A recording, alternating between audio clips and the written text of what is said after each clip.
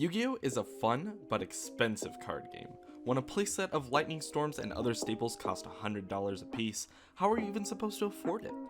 Rather than taking the reckless sealed only route and relying on luck only, I'm going to be taking a much more practical approach. Using my knowledge of the market and just $10 a week, my goal is to climb the competitive ladder and eventually top a YCS or Nationals. This is Yu-Gi-Oh! Undead Matchup.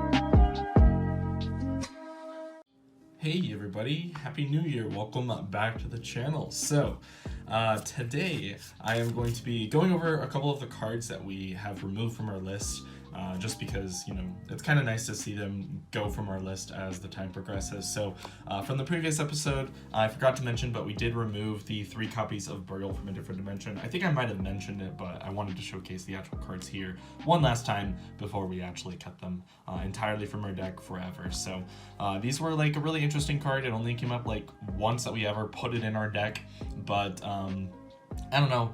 I don't think we'll ever address this in the future, but they were, I guess, kind of interesting while they lasted. So, yep. And for today's episode, I have a couple of cards cut from our list, but we are going to go over those after we go through our cards. So we have a little bit of an interesting take on today's episode. So first of all, the card that we invested for our main deck engine today is our copy of Giant Rex. This is just obviously one of the pieces that we're missing for this Dino deck. And it's a really good one because when it gets banished, it summons itself back, so it's really good.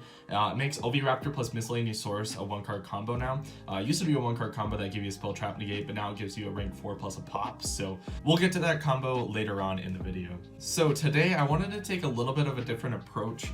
So rather than getting more engine cards for our deck, I think I wanted to get some counter cards. And I was noticing that our Eldlich Matchup was literally like almost impossible. It was very rough the entire time. So I decided to go ahead and invest into 3 copies of Cosmic Cyclone instead of our Twin Twisters. I know we have Twin Twisters, but these are just better against the Eldlich Matchup. It's also better against Mystic Mine since you can literally just banish the Mystic Mine and then their field barrier is stuck on the field. So I don't think that'll ever come up. I haven't had to play against Mystic Mine really, so yeah, I don't think it's really that big of a deal. And then the next card that we invested into is something that's very interesting. So it's basically a replacement of Ash for right now. And if you're playing against Eldlich, the Ash serves as a function to hit the Sanguine.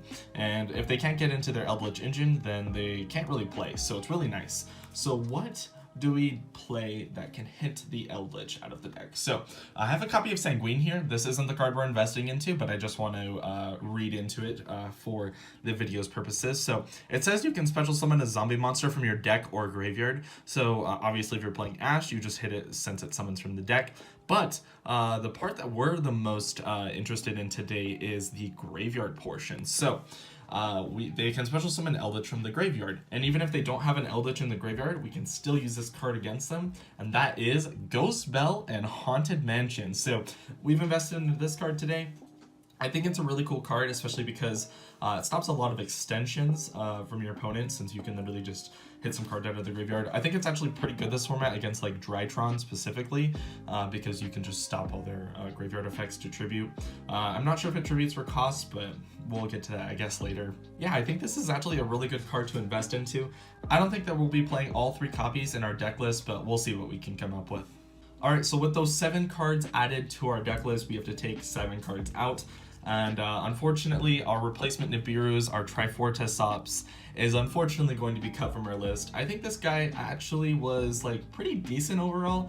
I thought that he had like 1 or 2 good showings, but unfortunately the card just isn't as good as some of the other cards that we have in our pool. So this card is going to be cut from our list.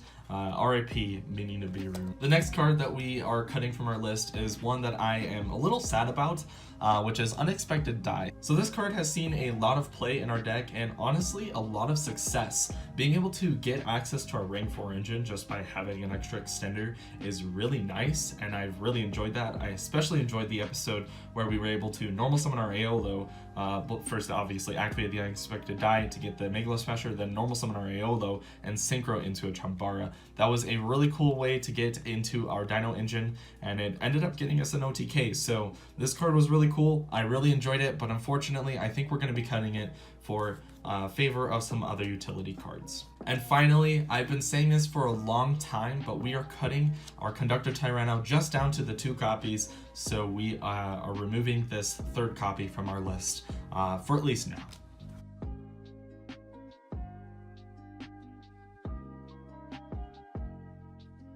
Alright, so let's get into some new combos. So with our Giant Rex, it makes our Miscellaneous Source and our Oviraptor a 1 card, 2 negates, or I guess 2 card, 2 negates, not 1 card, 2 negates. But previously this was just 1 spell negate with a follow-up, which was like pretty good actually, but I think that this is going to be a lot better. So let's go ahead and get started with it. Obviously, if we also have the Gamma in hand, we're probably going to start off with the Miscellaneous Source. If we don't have the Gamma in our hand, we are going to normal summon our Oviraptor first. So it just depends, especially if our opponent has back row, we'll probably use the Miscellaneous Source first, but yeah, so Oviraptor is going to be normal summoned, and we are going to use the effect, and if they hand trap us, we're going to discard our Miscellaneous Source to the graveyard. Then with our Oviraptor, we can search, or not search, we're going to send a Giant Rex to the graveyard, and then we are going to use our Miscellaneous Sources effect for 2, and we are going to special summon a copy of Petite Pteranodon from the deck. Then our Giant Rex is going to trigger, and it's going to summon itself, and it's going to gain 200 attack because there's a Vanished Dino. And then we are going to overlay our 2 dinosaurs into our copy of LAKEY. We're probably going to be putting this monster in defense mode just to play around Lightning Storm. And another thing to remember is that we need to summon it in the most far right zone, because in the Drytron deck they are playing Relinquish Anima, which will hit both of the cards under the extra monster zone, and they're playing Gem Transfer, or I don't remember the new name, I think it's Geonade something, which can hit the cards here and here in this very far left one. You can't see it, it's off camera. So we need to summon this LAKEY way off to the side, way under the graveyard. So we will remember that, but we just need to remember that we need to summon it all the way over there. So otherwise they will have another way to out our LAKEY.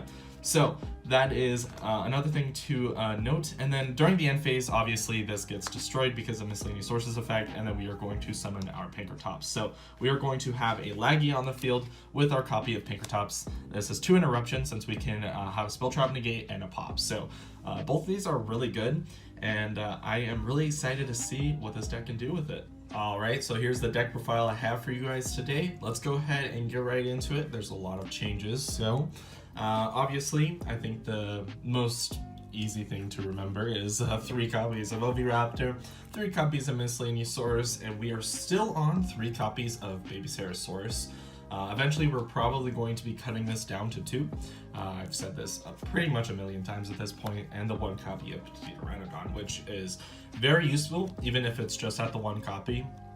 Sometimes it's like, I honestly want to play 2 of this, but it's very rare, so I don't think it's worth playing the extra brick just to play the 2nd Petite Pteranodon.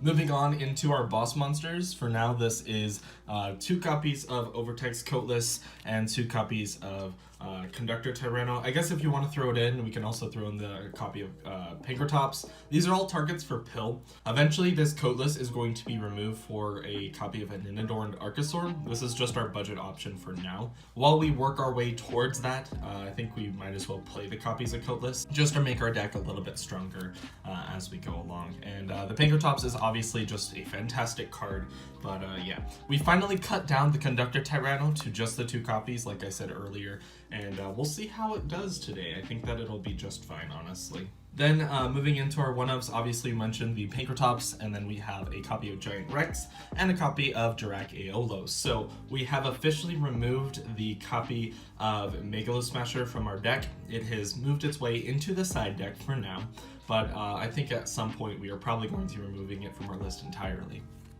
Then moving on into hand traps, today we are just playing 2 copies of Ghost Bell. We're going to see how well this does, especially because I don't think the Eldlich deck is very popular, but it's still popular enough that we should probably have some cards ready for it. So that's why we just have the 1 copy of the Ghost Bell. And to go along with that, we have 3 copies of Cyframe Gamma, just to, basically counter hand traps when Miscellaneous Source can. Moving on into spells, we have obviously the 3 copies of Fossil Dig. This card is is just absolutely fantastic. I don't think there's anything to say about that. And then we have the 3 copies of Lost World with 1 copy of Terraforming to search for them. Nothing to say about those. Those are also fantastic. Sometimes it sucks to see multiple copies of Lost World in your hand, but we haven't really had any issues with that so far. So far it's been really good.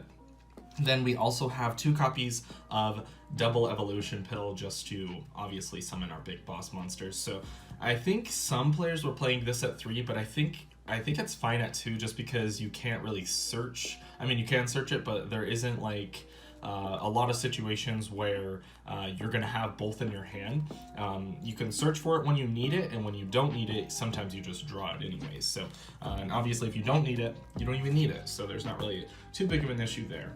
Then our last spell for our deck is 3 copies of Cosmic Cyclone. So a lot of decks aren't on back row, but most of the decks in the format are on back row just because Calamities is an issue in this format. I figured we might as well try these in main deck just to see how well they do for this episode.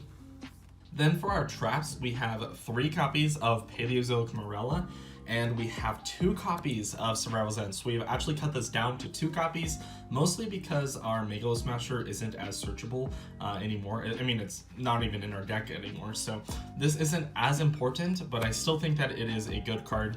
That is why we're still playing the 3 copies of Morella to send it to the graveyard so we can still get our baby combo going. It's also a really good interaction if we just draw the Morella naturally, since we can just send it to the graveyard and then we can chain it and pop like our Pankratops in a card on the field. We just get an extra pop. It's really nice. Then moving on to extra deck, there's basically no changes here, but we'll go over it anyways. So 3 copies, or not 3 copies, but 3 Xyz monsters. So we have a copy of LAKEY, a copy of Tornado Dragon, and a copy of Abyss Dweller. So all of these cards are pretty good. I don't think there's anything to say about them. I think we've made Abyss Dweller like once so far. Obviously the main one that we make here is the LAKEY, and it has been fantastic. I can't wait to get a Dolka, but currently those are sitting at like $15, so it's going to be really rough. Moving on into Synchros, we have 1 copy of Chambara, as well as 1 copy of Ciphering Lord Omega. So both of these cards are obviously fantastic. This you summon off of the Ciphering package and this off of the Dragaolo. I think they're both really good just to push for damage and to obviously in the case of Omega, you can also push for damage or snipe a card out of your opponent's hand. It's just a really nice interruption. Then moving on into Link monsters, we have 3 really important ones that I should mention. So 1 copy of Link Karibo, 1 copy of Secure Gardener, and 1 copy of Penistag. So all of these cards are very useful, and they honestly just get the job done usually. These are usually the only links that we make. So Link Karibo, obviously you turn your Dragaolo into this and then into the Secure Gardener, then you can banish this for Pill. So that's really good. These are still really good cards. And then the Penistag is here to just push for damage when we need to. We can just summon this up top, summon the Conductor, pierce their game. It's really amazing. And then the rest of the Link monsters in our extra deck are mostly just utilities. So Phoenix just a pop back row, and then the last 2 are 2 copies of Link Spider. These are pretty much useless in our deck unless if we're in a Dino Mirror. But in that case, usually the Link Spider isn't the one that wants to come up. Usually it is going to be the Link Karibo that will come up.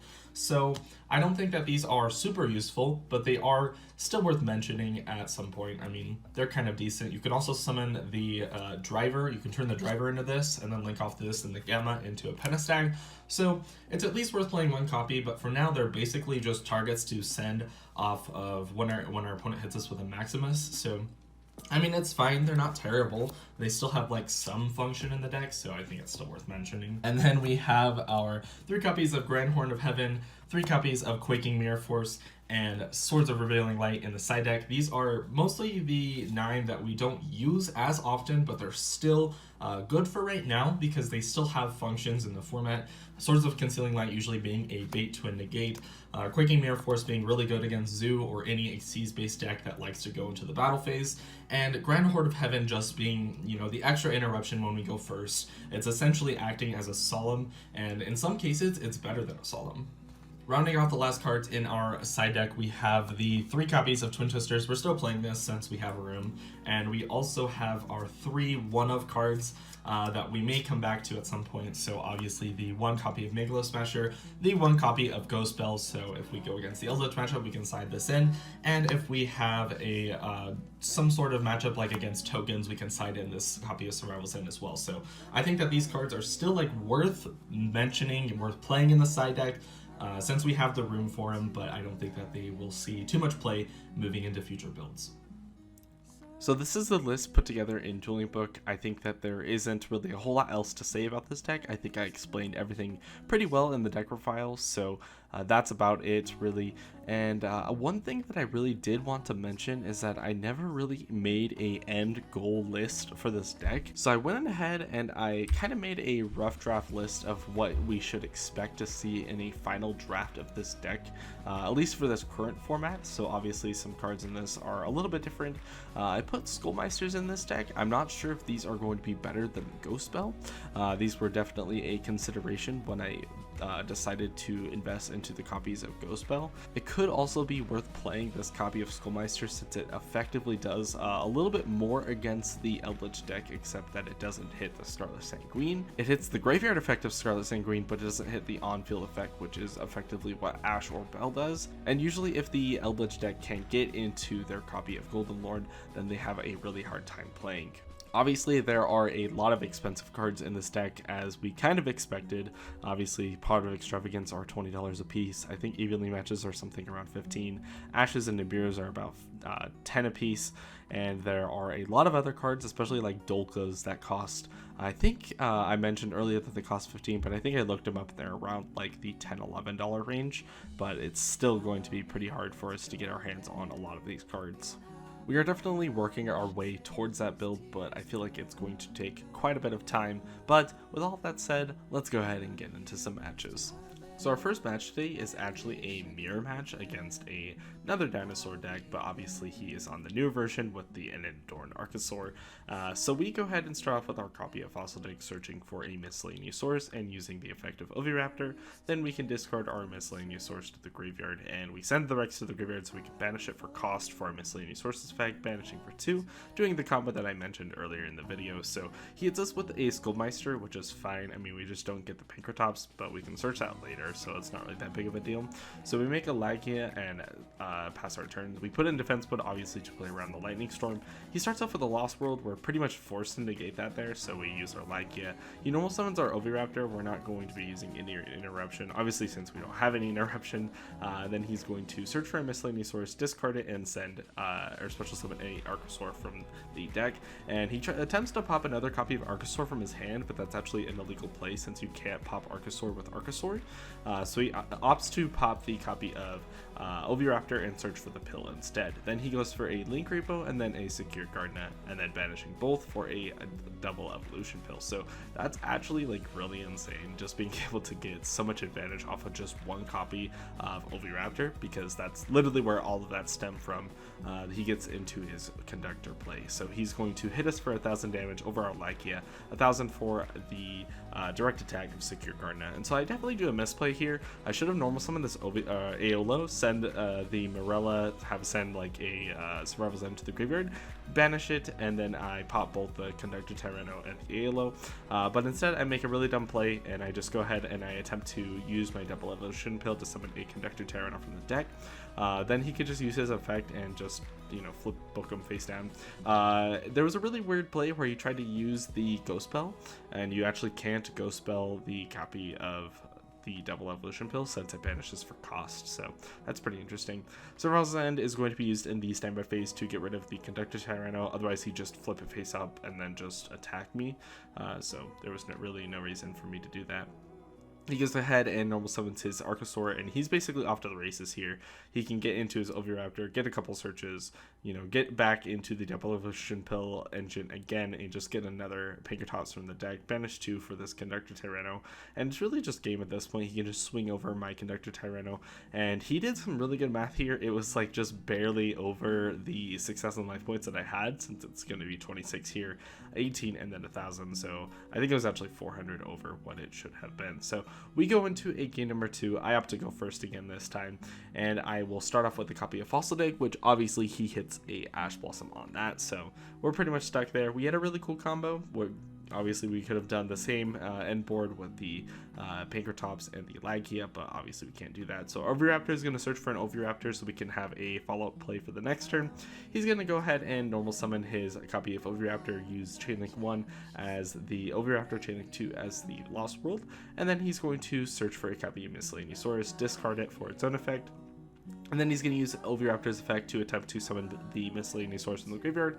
And then he's probably going to use Lost World Protect here, but we are going to do a really cool play here where we activate our Survival's End. And unfortunately, if I just let that resolve, he can just use his Lost World to protect it and summon dinos from his deck anyways. So there's really no point in doing that. So I use the Cosmic Cyclone to banish the copy of Lost World. Then it is going to destroy it, summon a dino from my deck, and then his Oviraptor is going to resolve it without effect since the token is no longer on the field. Then he's going to use the double evolution pill to get into a copy of Conductor Tyranno, and we have to remember that he's under Miss, but Miss only applies during that main phase. So as soon as he goes into battle phase, we can just go ahead and use this Survival's End to pop the Petite Pteranodon and the Conductor Tyranno, and Miss is basically useless at this point since it's obviously only for the phase. So he goes ahead and he just scoops up entirely. I'm not exactly too sure why he just left, since there was an entire game number 3 that should have been played. I'm not exactly too sure as to why he just left. Maybe he just rage quitted because he knew that he could have used his Conductor Tyranno in the main phase to flip my monsters face down and just forgot about it. So I'm not sure if that was exactly his plan or if that's what his reasoning was for just leaving. But yeah, you see me playing here to see if I can do the damage on the board. This is basically irrelevant because he had a copy of Lancia in his hand the whole time that I was unaware of. But if he didn't use the Lancia, I could have killed him. So that's a pretty interesting thought. Our next match is against Eldlich Matchup, and I'm actually not sure if he's also on a Dogmatica engine, since obviously the Dogmatica engine has natural synergy with the Shadal cards, but I'm not exactly too sure. So I go ahead and I start off with a copy of Lost World and normal summon our Miscellaneousaurus, set a copy of Survival's End, and pass my turn. So that's not really a whole lot, not really a great board, but I go ahead and activate the Survival's End in the standby phase, and he uses Ash to just go ahead and negate it. Obviously there's not really a whole lot I can do here, but I use the Survival's End to attempt to pop the token as well as the Miscellaneousaurus. It goes through, he says that's fine, so I go ahead and kill my Miscellaneousaurus, protect the token with Lost World, summon an Oviraptor, and get a search. Then I draw for turn, drawing into a Fossil Dig. Then I use the copy of Oviraptor on my turn to give him a token with the Lost World, as well as get into another copy of Oviraptor off of the baby, send a Giant Rex to the graveyard, link off into a Pentestag. Then I can go ahead and I can go for a copy of Conductor Tyranno. He thinks I'm using Ash, which I'm, or sorry, not Ash. He thinks I'm using Miscellaneousaurus, which I'm not. Then I can go ahead and deal piercing damage here, which is going to be 7,000 damage, and then the copy of Pentestag will hit him for game. So we go ahead into a game number 2. Swift game number 1, he really only used the one copy of Ash, so it was pretty rough on his part. He opts for me to go first, so I go ahead and I use my double evolution pill to get into a copy of Conductor Tyranno, and Rex is going to bring itself back. There's not really a whole lot else I could have done. I probably could have just passed my turn. That is a possibility. And then he uses the Eldlich effect to send my copy of Conductor Tyranno to the graveyard and passes his turn. I think during his end phase he meant to use the copy of Sanguine, but he didn't, and then he ended up just leaving the match. So I guess this is a Eldlich win, if you want to count it like that. So I feel that it is a little bit unfair to count this and the last match as both a match win. So we are going to combine them together and just say that between those two games, this just counts as one match win. Otherwise, it is a little unfair to our record. Our next match is against a Traptrex Dogmatica, so it's a really interesting deck, and unfortunately he opts to go first, so we're going to be playing into a lot of back row, and he opens pretty much the ideal hand of having the Traptrex Mermello as well as this copy of Shade Brigadine, since he can go into this Sarah, and Sarah is going to be triggered since he activates a normal trap, and he is going to be special summoning his copy of Mantis from the deck, using the effect to bounce the back row back to his hand, and then he's going to be setting another trap hole card from the deck to the field. And we know he has the Floodgate trap hole, we also know he has this Gravedigger's trap hole, and we know where it is, so that is going to be important later. And then he's going to be making a copy of Tornado Dragon, which is a little odd. Normally people go for the Redoer since it has a trap on his material, but he opts to not to do that. And then he's going to be using the Abclone to go ahead and search for this Shadal Schism and send it to the graveyard since he has to discard a card from his hand. Nadir Servant obviously gets him into the entire Dogmatica engine, and we are forced to send 2 cards from our extra deck to the graveyard, being our copy of Link Spider and our Omega. I think we mentioned that a long time ago, that we are going to be sending the Omega and the Link Spider off of the Maximus effect, and he goes ahead and sends a copy of Adagnister to the graveyard, the Wind Pegasus, and if a card on his field is destroyed by battle or card effect, I believe, then he can go ahead and shuffle a card on my field into the deck, which is pretty insane. So in the standby phase, I believe that we obviously know that he has the Shadolcism, which is a pretty big problem for us, and we know that he has a lot of back row as well, including a Floodgate Trap Hole and a Gravedigger's Trap Hole. We don't know what the other 2 back row are, but we can go ahead and see if we can play around this. So we go ahead and Cosmic Cyclone the known back row, which is the Gravedigger's Trap Hole, since it is probably going to be the most impactful card because of our miscellaneous source. So we go ahead and see if we can bait out anything with our Omega. So we can use Omega's effect to go ahead and see if we can go ahead and shuffle back this Wind Pegasus Adagnister to see if he can bait something out. And yeah, it does. So he activates the Gravedigger's Trap Hole to negate the effect. We take 2,000 points of damage, which is fine, and our Omega stays in the graveyard. But unfortunately for him, he didn't notice this. Omega is not once per turn, and so we can just go ahead and activate it again. So we do, and we send the Wind Pegasus Adagnister back to his extra deck. Then we go ahead and activate our copy of Miscellaneous Source, and he is basically forced to use this Ice Dragon's Prison here. At least he thinks he is. I don't have a Minadorn Archosaur in my deck, so it's pretty much a useless play on his part. Then I go ahead and banish this copy of Conductor Tyrannor from my hand and the Link Spider from my graveyard to go ahead and get a Conductor Tyrannor from the deck. And he could activate this Floodgate Trap Hole, but he opts to not to, obviously, because it would just be unaffected because of Miscellaneous Source. And then I use my Conductor Tyrannor to flip everything face down. And at this point, I tell him, yep, this is pretty much game. So yeah, he goes ahead and scoops, and we go into game number 2. So we played through that board really well. I think he definitely prioritized a lot of his trap cards really ineffectively. I think that he should have saved the Shadolcism for a later point in the match, but that is a little unfortunate for him. Game 2 starts off a little similarly because he gets the copy of Mermello, obviously to search for the Gravedigger's Trap Hole, since it's probably the most effective card against this deck, just being able to negate the Miscellaneous Source out of the graveyard or the hand is really important. We go ahead and we're going to be shotgunning our copy of Twin Twisters, discarding an ALO. He chains Sinister Shadow Games, sending a copy of Shadol Squamata to the graveyard, but he forgets the effect, which is a little strange. And then he's going to use his Trap Trick Sarah's effect, which we are just going to hit with a Gamma, and pretty much at this point we just need to put a lot of damage on board, 8,000 damage obviously, and we already have 35 on the board right now. We can just turn this into an Omega to kind of like reduce our damage, but at the same point get a little bit better of a board, since obviously our Cyprian package is going to be banished at the end phase. But yeah, we reveal our Fossil Dig, and he basically just says, yeah, you got it. So we're going to go ahead and continue playing just to see if we can obviously put the damage on board, since it's always nice to do that. So obviously our Giant Rex can be revealed or reborn off of this effect of the double illusion pill, and we can go ahead and use our Tornado Dragon to clear the last back row. And fortunately for us, this is a little bit over the 8,000 damage that we need. So that is going to be pretty much enough damage to win us the match. Obviously he already scooped, but we just want to see if we can do the damage anyways. Our fourth and final match for today is actually going to be against ABC, which is a really interesting deck because ABC Dragon Buster is obviously at 3 on the most recent ban list. So I think that that is really cool, and it adds a lot of potential for the deck, obviously because ABC Dragon Buster can go ahead and just come out multiple times in a grind situation. But I think that it is really realistically not that big of a deal, because usually if you have one Dragon Buster, you can go ahead and typically just win the duel off of that. But one Dragon Buster now goes ahead and brings out 2 for the following turn, but that is a combo for a different video. So we basically just go ahead and do our typical like Lost World Oviraptor combos, and he hits our Miscellaneous Source with this copy of Skullmeister, which is really not that big of a deal. But if you notice, we made a LAKEY, but obviously we couldn't use it to negate the Skullmeister since it doesn't negate monster effects. But that's a little interesting. We're not exactly too sure what we're playing against. We negate like a Desires, and that's not really that big of a deal. But we can go ahead and normal summon our Petite Ranodon, give him a token, make a Pentastag, and then we can use our Evolution Pill to go for game.